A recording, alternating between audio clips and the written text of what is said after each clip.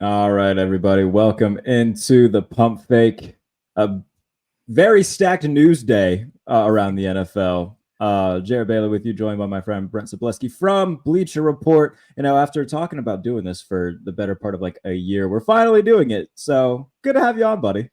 I appreciate it. I thought about it after you asked, and then I just channeled my inner Woody Johnson and said to myself, you know what? Thinking's overrated. So here we are. Yeah, let's start with the New York Jets. They lose last night on Monday Night Football. They fall to 2-4. By the way, referees burn in hell, all of them. I can't stand it, all of them.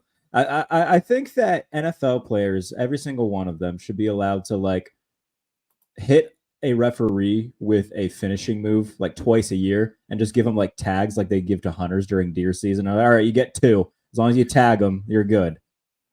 What bothers me about it is we have all these every year. We have points of emphasis, and so this year it's special teams that are points of emphasis, and we've had the how to properly hit a quarterback, aka sneeze on him and you get 15 yards. But Right. what really pisses me off, and maybe this is the old lineman in me, is how subjective yet punitive pass interference is. It literally affects every single game.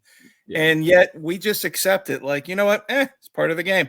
And to your point, it's not we see this every Sunday. Anyone who follows the league from a national perspective or just beyond your favorite team, literally every fan base is saying the same thing as you are. You just don't realize it. Right. So we would like to see some of these officials, in my opinion, they should all be full time. They should hone their craft year round. That should be a non-starter for the NFL. Obviously, there are issues when it comes to the union, the officials unions and things like that. But I agree 100% that something needs to be done more permanently to improve the overall product. Absolutely, 100%.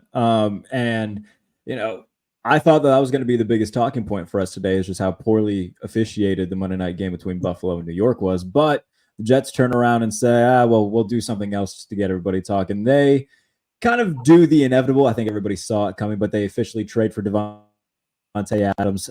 It's a conditional. It's a third that can become a second if they make it to the AFC Championship or Super Bowl. And the Raiders aren't taking any of the salary. The Jets are taking all of it. So, and what's kind of the most Jets move ever? Look, it makes them better. Obviously, the chemistry between Rodgers and Adams is good to have, but does it fix all of their issues? No, I think that there are larger lying issues with the Jets than that. But what do you make of everything? I think it reeks of desperation by the New York Jets. How does this naturally improve your team? And I know a lot of people think, hey, it's Davante Adams. This isn't the same Davante Adams from Green Bay, right? That's number one. Number two, you already had Garrett Wilson on your roster. He's one of the best young wide receivers in the league. You already paid Mike Williams a $10 million contract for this year, and you're not using him to his fullest. Alan Lazard has been pulled off the scrap heap by Aaron Rodgers and made viable again. How does Davante Adams all of a sudden make a 2-4 team into a playoff contender? I don't see it. I don't understand it. All I get is they are all in this year because you have a 40-year-old quarterback who gets a little pissy when he doesn't have his things his way, and they had to go out and get his favorite target. And to me, that just places you in the same position you already were. Whereas at least the Raiders seem to have a grasp over where they stand in the hierarchy of the NFL. You don't have a quarterback. We all understand this. They missed their opportunity this offseason. Next offseason is when they're going to have to go after and get one. So now you're starting to obtain assets. And so if you're in that position that you were a year ago where you sat 13th overall and had no chance essentially to trade up for a quarterback because no team wanted to trade down, maybe you can build that war chest a little bit and get your quarterback finally.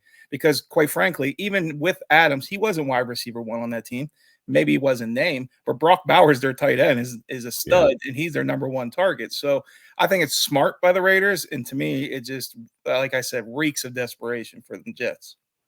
Let's talk about the other side of things right now in terms of news. God Almighty, I'm going to be talking about this a lot today, considering where my fandom lies.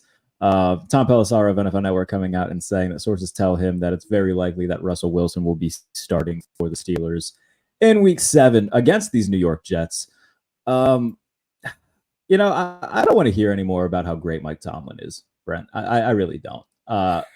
He's 5-9 since they won the Super Bowl in the postseason, with a lot of bad and ugly losses in there, including losses to Tim Tebow and Blake Bortles in the and when he finally gets some semblance of something that looks like a potential, at least short-term answer at quarterback, he decides to bench him. I don't get the thought process of Mike Tomlin. I think that his style of winning is far outdated. I think that he thinks that he can still win games like he did in 2008, which he cannot, at least not games that matter. I'm very much. By the way, Dave Dameshek. Whenever Dave Dameshek jumps off a train involving Mike Tomlin, you know it's over. He just tweeted, "You know what? I don't get this. Hire Ben Johnson. Like, this is stupid." Anytime Dave Dameshek hops off it, then you really got a problem. I think that Mike Tomlin has become the single most overrated head coach in the NFL, and I'm so tired of all of this stupidity that surrounds the Steelers. Justin Fields is 25 years old and playing well. Russell Wilson is about to be 36 years old and can't move. I don't get it. Okay, I'm going to come from this from a completely different perspective, right? And Sure. I understand what you're saying because obviously you follow the Steelers very closely. You're part of the fan base. You see everything that's gone wrong, right? But let me give you the outside perspective as someone who actually lives in Steelers country, which is ironic. Yes. You don't realize how good you've had it for so long that you're starting to realize that mediocrity is destroying you. And I'm not trying to say that to be facetious because in a certain manner is expectations have been built, right? So Steelers operate on a Super Bowl standard. But do you understand how many franchises around the league would kill to get in the playoffs literally every single year and have winning records? That's the differentiation between what Mike Tomlin brings compared to a lot of coaches in the NFL. I'm not saying you're wrong in certain instances in his approach and that some of them may be outdated. I think a lot of the issues have also been personnel that were essentially built over time before Omar Khan came in as general manager, and they're still trying to dig themselves out of that hole. And they're doing so a little bit, right? The offensive line starting to show legitimate progress with Zach Frazier when healthy. You bring Mason McCormick in at right guard, so that to me really shows that they've committed to an offensive line that fell apart towards the end of Ben Roethlisberger's career until the last two seasons. Quarterback's the obvious sticking point. And yes, Justin Fields is younger. Yes, he brings a certifiable skill set and his running ability that no matter what happens, he can make a play for you. At the same time, if you compare last year's offense to this year's, they're actually averaging fewer games right now than they did last year. Okay? I know that sounds astounding, but it's true. And so if your whole point as a coach is trying to get some type of spark through a veteran quarterback who knows how to play the position, I get it. Would I make that decision? No. But I understand at least the thought process of where they stand because, to your point, you aren't at the upper echelon. You cannot compete with teams that have Patrick Mahomes, a healthy and playing well Josh Allen, a Lamar Jackson. So I get that. But you got to deal with the hand that's been dealt. And right now they have two quarterbacks on minimum deals, and neither one essentially gives you the best opportunity. So at least maybe a difference could provide a little spark. My thing with that is Justin Fields is working with arguably the worst collection of receivers in the NFL, who, if one of them gets hurt, one of us might get a call for a tryout because they don't have anything else there.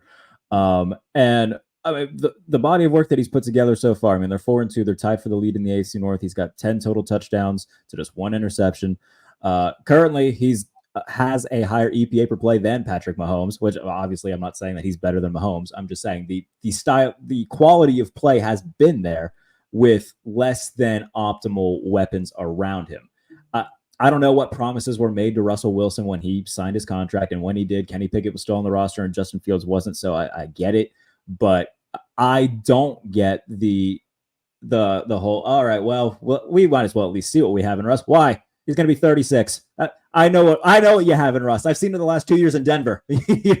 With better weapons and a probably better offensive line. You don't got to tell me like, oh yeah, we got to see what we have in Russ. You really don't. And again, I don't know if there was behind the scenes stuff that were promised to him when he signed the contract, whatever. But the NFL's a business, and I feel like they're doing bad business by benching a quarterback who they're winning with. They've lost their games by a combined 6 points. I Doesn't make sense to me. And I do want to say something else, and I'm going on a rant right now, and I understand that I'm a Steelers fan and I'm pissed.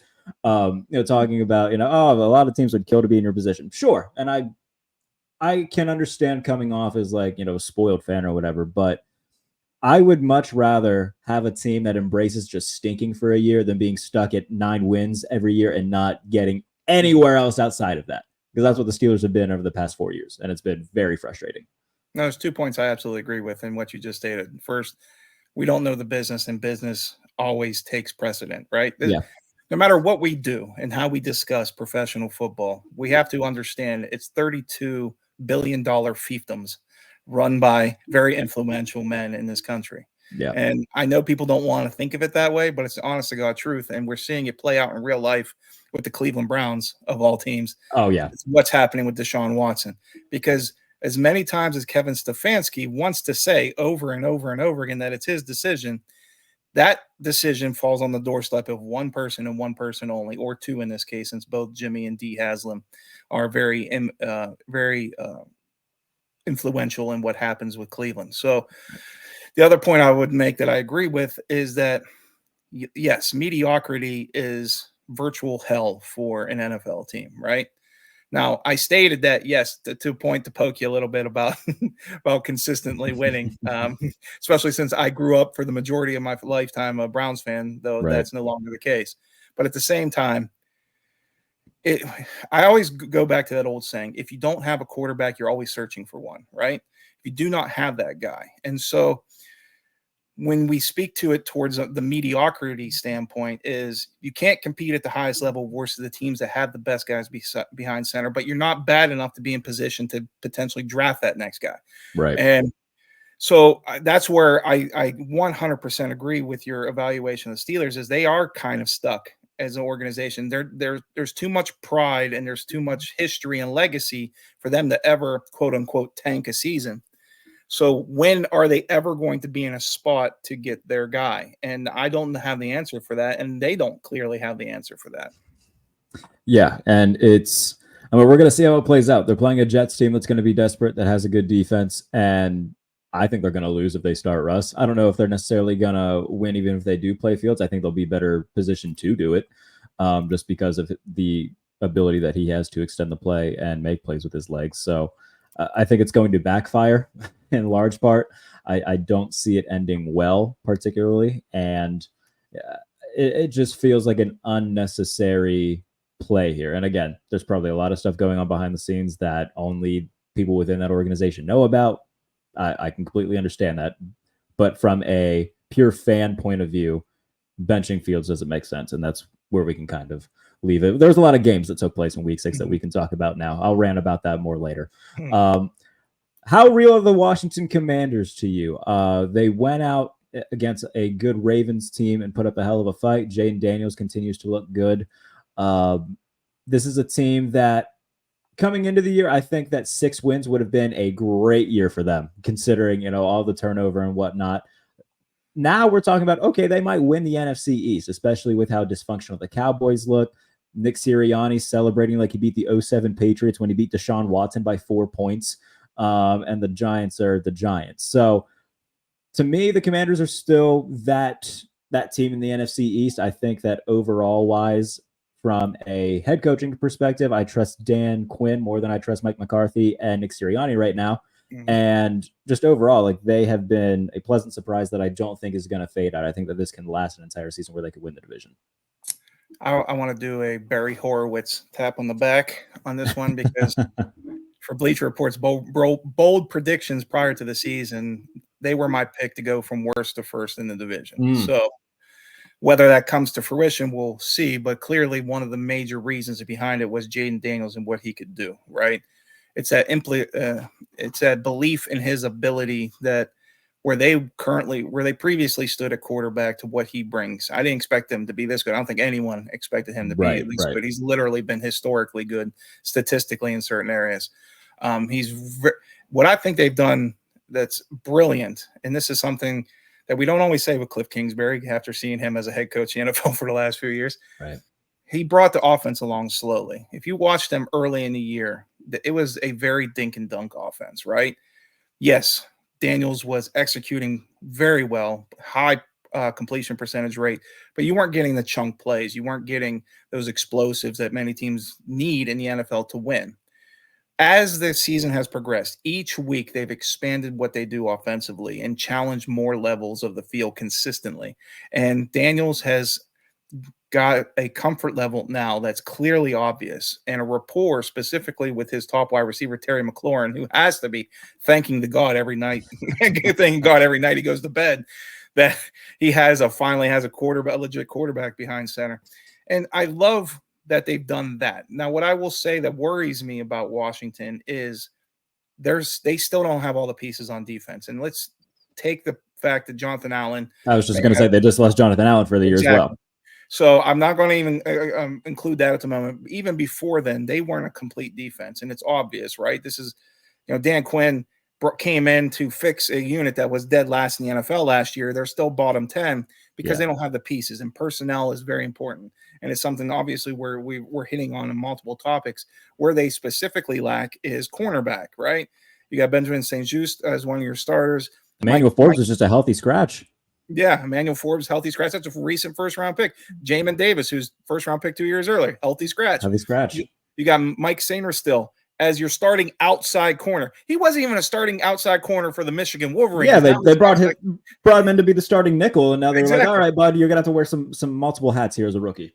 And he's actually, he's improved each week, so kudos there. But had an interception against Baltimore. Yeah, it goes to show this team doesn't have all those pieces. So I do believe they're good enough still to win a division. That's more of an indictment of all the rest of the teams. And they have their franchise quarterback, but it's still going to be tough for them to really pull it out in the end.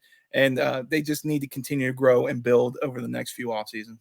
What the hell do the Cowboys do now? I mean, they just got shellacked at home, like brutally, by a really good Lions team. And this is the second time this season where, I would say second and a half time, because, they came back in the second half against the Ravens, but they were down by multiple scores at the end of one. But each game at home that they've had so far, they have put on a terrible product.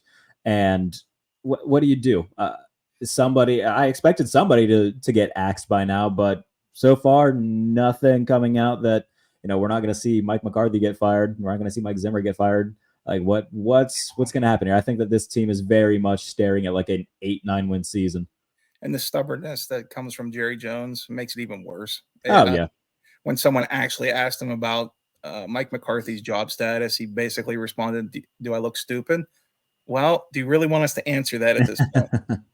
Because you're the one that said you're all in this year multiple times this offseason, to the point where it became a joke, not only in the media, but then you personally, when you had to stand up there knowing you didn't make any moves to make the team better overall. So, yeah, this is dumb. This entire situation is dumb.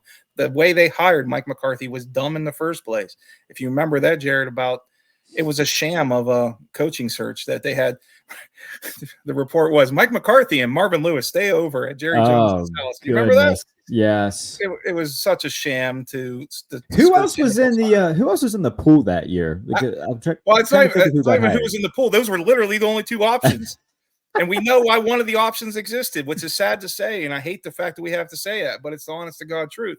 And so now Jerry's become so stubborn that, hey, this is my guy. This is who I hired. I thought he was going to be the guy. It hasn't worked out, but I can't be proven wrong. I need to have him as my head coach. Right. And that's terrible. That's a terrible way to run an organization. And so I don't think it's entirely Mike McCarthy's fault. I do think his head should be on the chopping block, so to say. But at the same time, what they allowed to leave in multiple cases because they didn't have the salary cap flexibility.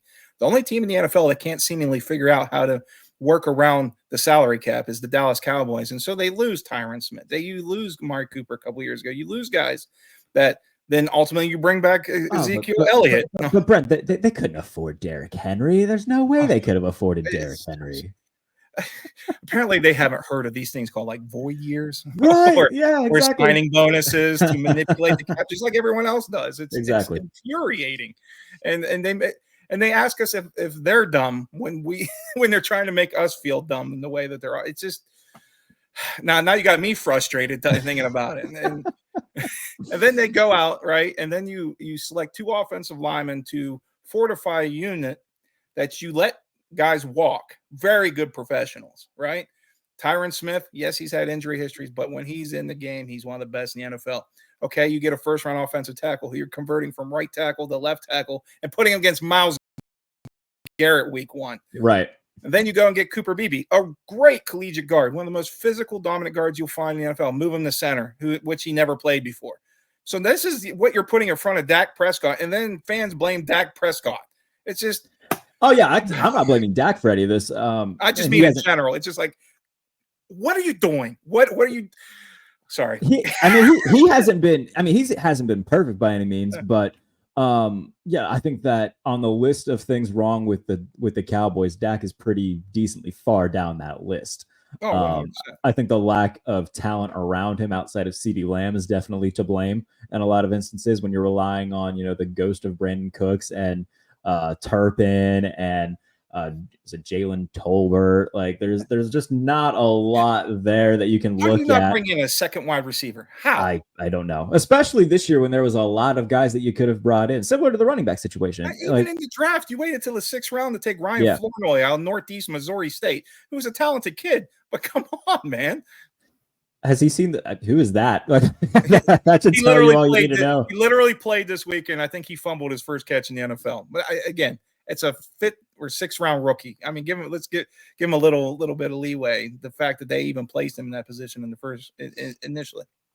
Yeah. I think that as of right now, that's a team that I came into the year saying I don't think that that's a playoff team just because of, they didn't address a lot of things. And now we're kind of seeing the repercussions of their actions and where it could take them now. What do you think about the Bengals, though? That's another team that struggled coming out of the gate. And because they are in an AFC that features very few teams that are separating from the pack, I came into last week saying I still think they're going to be a playoff team just because, I believe in the quarterback. Burrow's played really well. The defense isn't good, but I think that based off offense alone, he can probably carry them to 9-10 wins. And that might be enough to get, the 7 or 6 seed this year, just because the AFC is kind of just vulturing each other. They look lethargic against a bad Giants team. And I don't know, man, I'm starting every week I get less and less confidence in the Bengals for different reasons. Last week it's because, oh my God, that defense is so bad, but the offense looks awesome. And then this week, the offense struggles to put up 17 against a Giants team that's just a mediocre team at best. I don't know what to make of them at the moment. I think that Burrow's great, but there's a lot of unanswered questions in Cincinnati. Maybe if they had Penei Sewell and Amon-Ra St. Brown. Anyhow, I'll leave that one. I'll let old dogs lie on that one. You're right. And it's that inconsistency because I think most of us believe that, hey, Joe Burrow is healthy. Everything's going to be fine. And it has not been. Obviously, you had the T. Higgins situation where he missed the first 4 games of the season due to injury. And he's going to be a wonderful wide receiver 1 for some other team next year. But playing well for Cincinnati now. I think that I legitimately do believe the offensive line remains a problem. Orlando Brown was beat clean multiple times in that in Sunday night contest. You have Amarius Mims, who had 8 career starts at Georgia, now starting at right tackle because Trent Brown's out for the season. Their interior wasn't the strongest to begin with, so that's an issue. I will give credit to the defense. Believe me, I fully understand it was the New York Giants and Daniel Jones. But at the same time, they did what you're supposed to do against that type of opponent, right? Yeah. You held them under 10 points, which, by the way, they had the longest streak in the NFL surrendering 10 or more points, which went back 75 games. Goodness. Yeah, so I give them credit there. And Trey Hendrickson is a wonderful defense. Yes, 100%. So if that defense can start, not saying do exactly what they did against the Giants, but just play complementary football. It's something we talk about all the time. It always makes me think back to those early aughts Indianapolis Colts teams, right? Peyton Manning and Marvin Harrison and Dallas Clark, they're going to score points, right? Joe Burrow, Jamar Chase, T. Higgins, they're going to generally score points. You don't need your defense to hold every team to a shutout. You don't need your defense to necessarily hold everyone under 300 yards. But what you need them to do is once they get those leads, You need those dogs, like you said, to pin their ears back and just get after it. Yeah. And if they do that, they can once again get back into the mix of what they were. Right now, they're not there. That inconsistency is maddening, but I think they actually have the potential to do so. Yeah. I do want to go to the NFC North now because it appears that every team in that division is just God right now, which is cool. Jordan Love playing well. I mean, he made several throws against Arizona. I saw somebody tweet and said, Jordan Love is just Will Levis if he got lucky every once in a while. And that made me laugh really hard. I don't think it's not true, but I did get a kick out of it. So Green Bay playing well. Obviously, Caleb Williams goes out and balls in London. And the Bears get a win over the Jaguars, and then Minnesota and Detroit. Detroit beats up Dallas, and Minnesota's on a bye. Best division in football right now. I don't think it's much of a question. What do you make of just little nuggets on each team? Personally, I had the Packers coming out of the NFC this year and representing the NFC in the Super Bowl. I just felt that confident in Jordan Love and what I'm seeing from the defense, especially Xavier McKinney. That was money well spent. And they're getting contributions from, those guys where they don't necessarily have a wide receiver one, but we're seeing it's, 1 week's going to be Christian Watson. Another week's going to be Romeo Doubs. Another week it could be Jalen Reed. Like they've so many just like B guys that it far outweighs not having an A guy. And I really love what Matt LaFleur's done as a play caller and what they've done as a team to position themselves, to stay relevant through Jordan Love's injury and then him come out the other side and still be playing well. I love what Matt LaFleur's done. I mean, he deserves all the flowers, no pun intended, when it comes to how well he's coached, right? He made it through the transition through Aaron Rodgers. You developed Jordan Love. But what's amazing about it is, to your point, is you have so many young, talented players on that team, right? You look at Jaden Reed, Christian Watson, Romeo Doubs, Datavion Wicks, Tucker Kraft, Luke Musgrave when he's healthy. Even the offensive line with Zach Tom, Rasheed Walker. These guys are all 25 or younger. It's unreal how much talent there is on that squad, and it's still developing. And you're also at a point where Love wasn't in your lineup for a couple of weeks, and you're still winning with Malik Willis, as unbelievable as that sounds. So, yes, I agree that they are always trending in the right direction, especially now that they have the defense semi-figured out. Their secondary is playing exceptionally well, particularly with the young players, right? Evan Williams has been the highest grade defensive player in football over the last 2 weeks, the former Oregon safety. Javon Bullard has set in nicely as their nickel corner. And then you have them believing in Hafley's system instead of, throwing fits and getting benched like Jair Alexander last year. That's a huge difference, right? Because that is significant talent upgrades.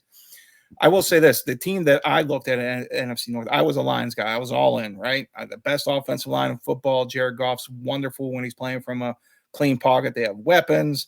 They just needed to add to the defense last year. They were coming off of last year. They did, but now they're losing them again. You have Aiden Hutchinson out for the year. That's a big enough blow unto itself, but a lot of people don't realize Marcus Davenport, their other starting defensive end, is out for the year with an elbow. Yeah. So now you're relying as Josh Pascal as your top edge rusher. That's probably not in your best interest overall. I'm not trying to downplay Josh Pascal. He just hasn't been that player at this point of his career. Terrion Arnold, first-round cornerback. They had to add to the secondary. He is very competitive. He goes out and does a lot of nice things, but he also is very handsy. He gets called for too many penalties, and those can be big plays. So I'm starting to wane on how much I love the Detroit Lions coming into this year, whereas conversely, the Chicago Bears are quickly becoming the team we thought they could be. If you watch them earlier in the season, and this is just a few weeks ago, really, when they played the Indianapolis Colts, everyone was pointing towards the offensive line as being the weak point for their offense. Right. When you watched it, though, Caleb Williams was not seeing the field well. There were defensive backs jumping routes consistently. And I'm talking about the Colts secondary, which is arguably the worst in the NFL. So he's starting to figure it out, and we're seeing it in real time, and it's awesome because the offensive line is good enough. They have a run game. He has that playmaking ability. And as I wrote prior to the season, just on paper, they had the best wide receiver core in football. And it's starting to show up a little bit. So once they were able to get Caleb rolling, that defense can play now. So I really like them, and we haven't And I really. think I was going to say we haven't really gone into the Minnesota Vikings, and right, they're right, right. undefeated. I do want to say this about the Bears, though, too. Defensively, I think very quietly coming into the year, I was extremely high on their defense just because they had guys at all three levels that I really liked, and we're starting to see all of those dudes ball out. Montez Sweat, who they acquired last year at the deadline, has played really well. In the middle with Edwards and Edmonds at linebacker. Those are, it's a solid core to have. But in the secondary, man, they are loaded with young talent, whether it be Kyler Gordon, Jaquan Brisker, who didn't play this week because of a concussion. But they have guys at every level. Obviously, Jalen Johnson, they just paid a lot of money to. So they have guys at every level on that side of the ball that are just ass kickers. And it's shown up this year. I mean, they're top 5 in defensive success rate. They have done so well in setting up the offense to be successful and, keeping teams off the scoreboard. And yeah, like you said, Caleb took a little bit of time to set in, but that's the life of a rookie quarterback. That's why we don't judge guys after 2 games if we're smart. And it's been if you're smart, you don't. But it's been really cool to see over the last couple of weeks him settle in and really take command of this offense. And I think it's the first time they scored 35 or more points in consecutive weeks since like 1804, whatever the stat was. Like, it's crazy just how efficient the offense has been, historically speaking, for the Bears. And it's been very fun to watch. It is. And like I said, we haven't even talked about the best team in the division, in the Minnesota Vikings, which is unreal. And I think it's beautiful what the job that Kevin O'Connell's done specifically to make Sam Darnold comfortable, right? If you go back to his time at USC, one of his greatest strength, and this is very similar to Mark Sanchez, so from the old throwback draft guys like myself, his best play always came when he was on the move, whether you're rolling him out, moving the pocket, whatever you were doing. And now, because O'Connell has those McVay/Shanahan principles in his, we're seeing them utilize him properly, and he looks comfortable. And one of the things I wanted to see this year specifically was how J.J. McCarthy was going to play in that offense. Now, obviously, we didn't get that because of injury, but I was very excited because that offense is loaded, right? We just need to figure out the quarterback. Maybe not at running back per se, but it's a really good offensive line, great wide receivers, a really good Pro Bowl level tight end. And now we are seeing it. It's just with the guy we didn't expect. We thought who was going to be the bridge and Sam Darnold. And that really goes to show how well they're coaching and setting up their players for success in Minnesota. What do you do if you're the Vikings? Do you give Darnold like a short-term extension and just like Jordan Love, JJ McCarthy, and not rush this? Because if you're having this level of success and it continues to be sustainable with Darnold, where it's not a flash in the pan and, he has like this Geno Smith, Baker Mayfield-esque revitalization. Do you, give him like a 2-year extension with maybe a void year after the first year? Do you, move him, or do you move McCarthy altogether? I don't think that they do that.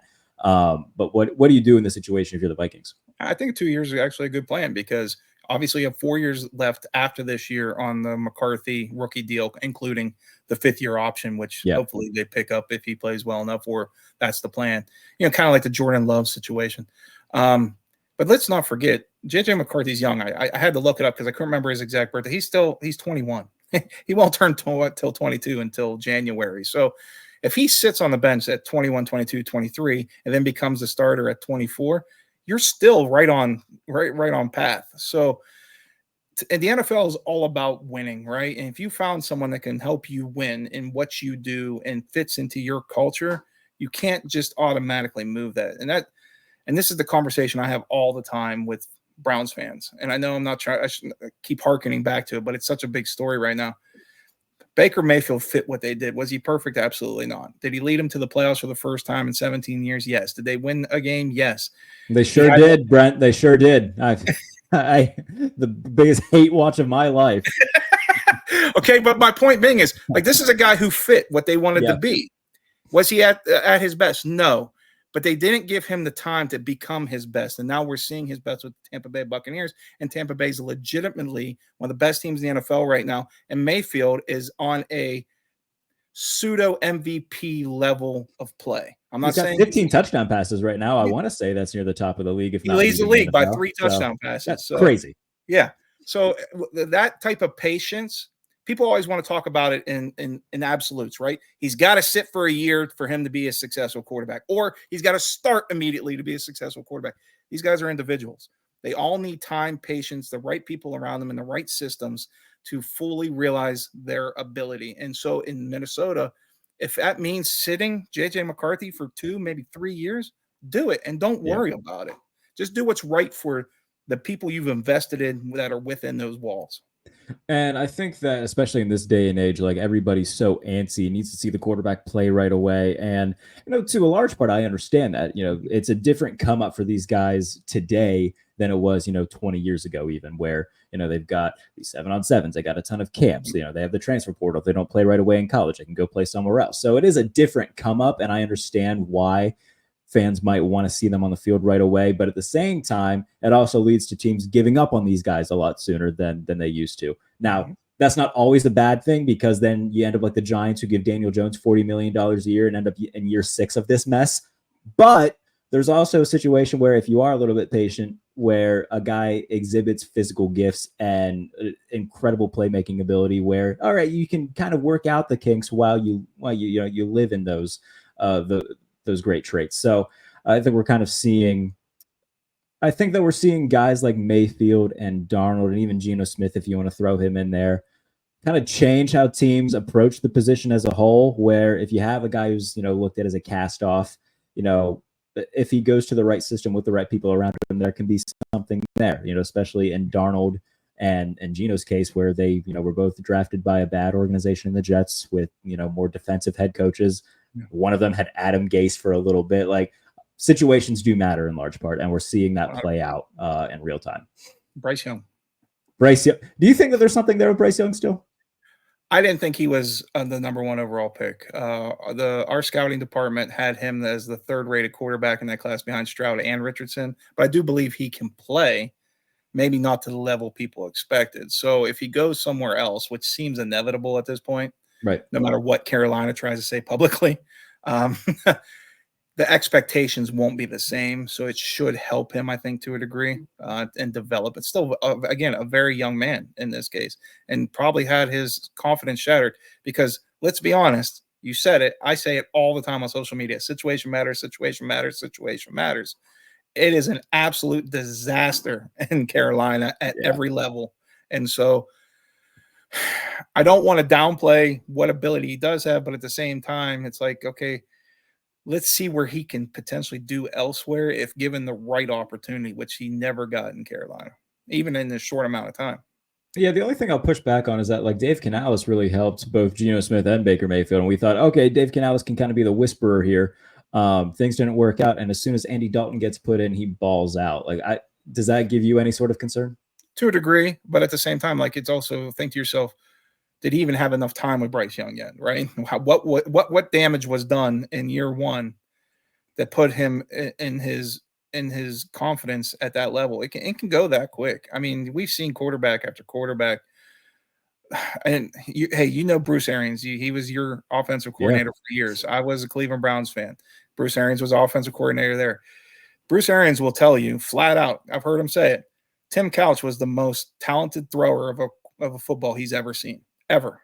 And he's coached Peyton Manning. He's coached Ben Roethlisberger. He's coached Carson Palmer. And he said Tim Couch was the best natural thrower he ever saw.